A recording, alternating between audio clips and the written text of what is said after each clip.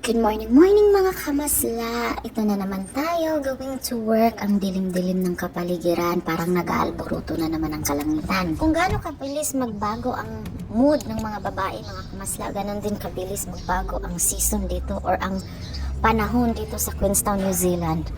Tingnan nyo naman mga kamasla, ang grabe ng fog, halos hindi na makikita ang daan, halos hindi nyo na makikita yung kasalubong yung sasakyan, pero maya-maya lang makikita nyo bigla na naman itong araw.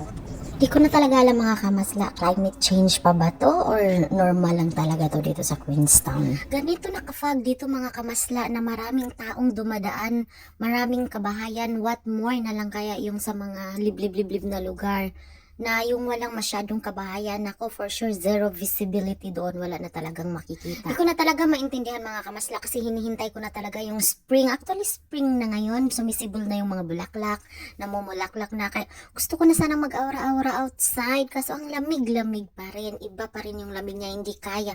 Ang pangit naman mag-aura-aura na nakakapal-kapal pa rin yung jacket. So ito yung highway mga kamasla, as you see halos hindi mo na makikita kung hindi nag-iilaw yung mga kasabayan natin or kasalubong nating sasakyan. Hindi natin alam na may sasakyan palang papalapit na sa atin. Ang speed dito is 100 maximum, pero sa pagkakataong to dahan-dahan lang muna kasi dahil sa sitwasyon ng fog na ito. Ito yung laging nilalakbay kong mga masla every morning going to work at pagkatapos ng work pauwi ng bahay. Pero in a few weeks, malapit nang mababago ang routine natin. Ipapakita ko sa inyo kung saan ang dadaanan ko, doon mas maganda ang view.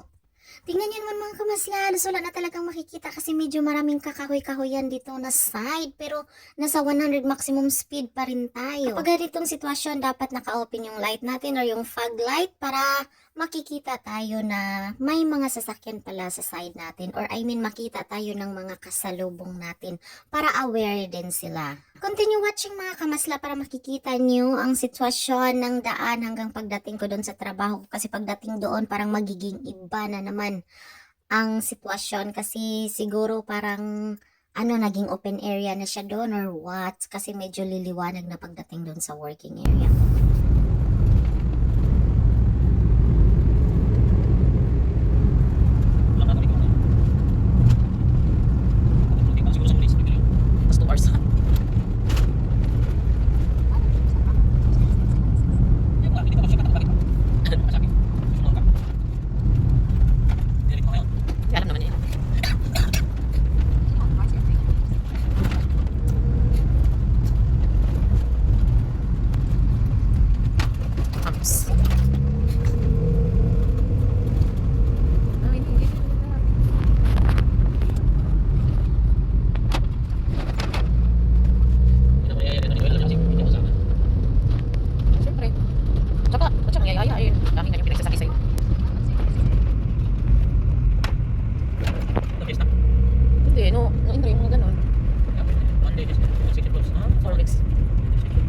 Isang intersection na pero yung NPD okay pa rin siguro.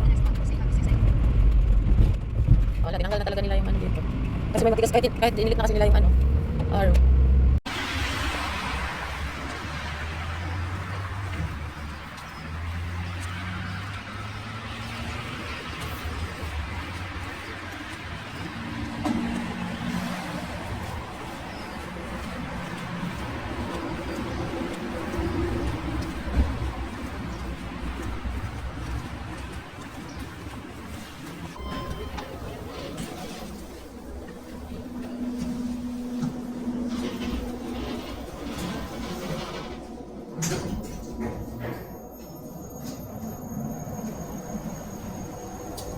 Cute ang bag ko, diba?